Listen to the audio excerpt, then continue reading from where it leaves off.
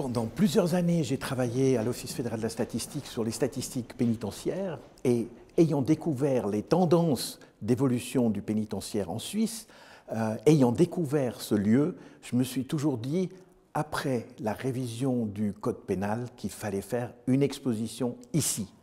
Ici, c'est un lieu emblématique, c'est l'ancienne prison de Distrie, dans laquelle il y avait jusqu'à 70 personnes qui étaient enfermées. Elle a fermé en 1898, mais depuis, elle est devenue, en 1990, le forum politique de la Confédération. La privation de liberté est un enjeu politique important et donc on a réalisé une exposition pour informer sur les lieux de détention.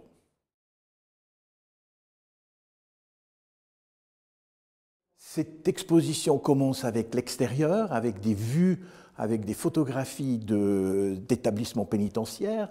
On montre ensuite pour les différents établissements aussi des cellules, on montre des espaces communs et ensuite on passe vers des activités du quotidien, que ce soit manger, rencontrer la famille, avoir des visites, travailler évidemment, et aussi la question de la santé en prison.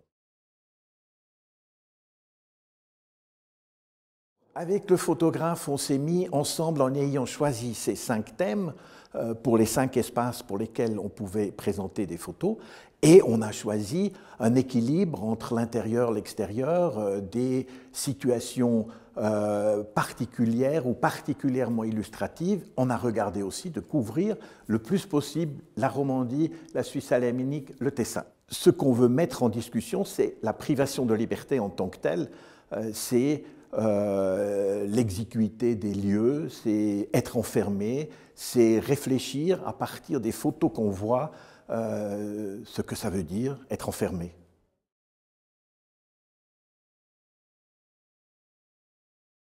Alors il y a en plus des conférences qui sont données autour de tables rondes qui sont organisées, il y en a 6, où tout tournera autour de la prison avec des lectures, avec des visites guidées sans lumière, avec des torches, etc. Il y aura toute une ambiance un peu particulière autour de ça.